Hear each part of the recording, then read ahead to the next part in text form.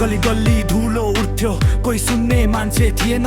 जनताको दुःखको कथा सत्तामा कसैलाई चासो थिएन। भत्किएका सपनामाथि राजनीतिक खेल हुन्थ्यो, तर एक दिन युवाको आवाज सिंहदरबारसम्म पुग्थ्यो। बेलम बोकेर उठेको मान्छे र्यापबाट चेतना दिएको, देश बदल्ने सपना बोकी जनताको मन जितेको।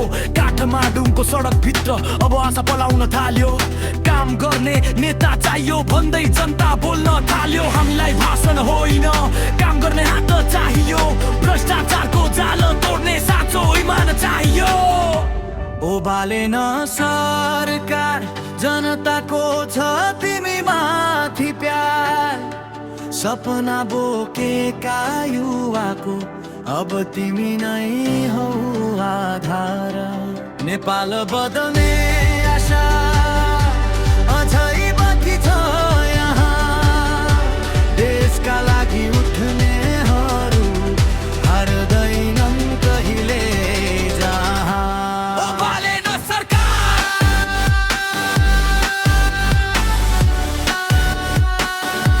जनताको आवाज बनिरह।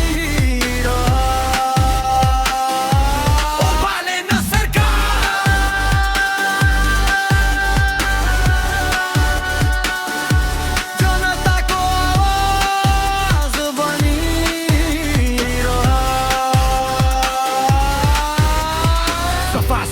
राम्रो शिक्षा युवालाई रोजगार चाहियो। देश छोडेर जानु नपर्ने यस्तो नेपाल बनाउन चाहियो।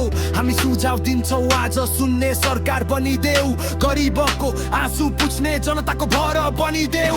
राजनीति सेवा हो भन्ने फेरि उदाहरण देखाऊ। भ्रष्ट नेताको भिडभित्र सत्यको ज्योति बलाऊ। युवाको शक्ति जोडेर नयाँ इतिहास लेखौँ। नेपाल आमाको मायामा सबै मिलेर अघि बढौँ।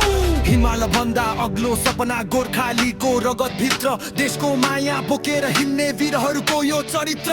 झन्डा माथि शपथ खाएर देश कहिल्यै बेचिन्न।